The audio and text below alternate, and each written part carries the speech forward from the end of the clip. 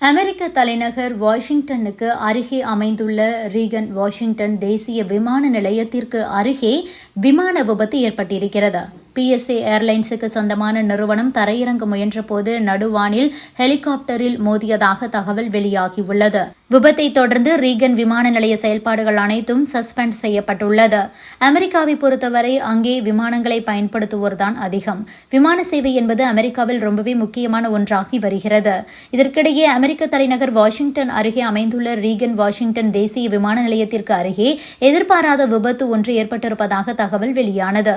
அமெரிக்காவைச் சேர்ந்த PSA ஏர்லைன்ஸுக்கு சொந்தமான விமானம் ரீகன் வாஷிங்டன் தேசிய விமான நிலையத்தில் தரையிறங்க முயன்றபோது அது ஹெலிகாப்டருடன் நடுவானில் மோதியதில் விபத்து ஏற்பட்டுள்ளது. இந்த விபத்தில் எத்தனை பேர் உயிரிழந்தார்கள், எத்தனை பேருக்கு காயம் என்பது குறித்த தகவல் இதுவரை வெளியாகவில்லை. அதே நேரம் பாதுகாப்பு கருதி ரீகன் விமான நிலைய செயல்பாடுகள் அனைத்தும் தற்போது தற்காலிகமாக நிறுத்தப்பட்டிருக்கிறது. விமானம் புறப்படுவதும் தரையிறங்குவதும் தற்காலிகமாக நிறுத்தி வைக்கப்பட்டிருக்கிறது. விபத்துக்குள்ளான விமானத்தில் 65 பயணிகள் வரை பயணித்திருக்கலாம் என அஞ்சப்படுகிறது.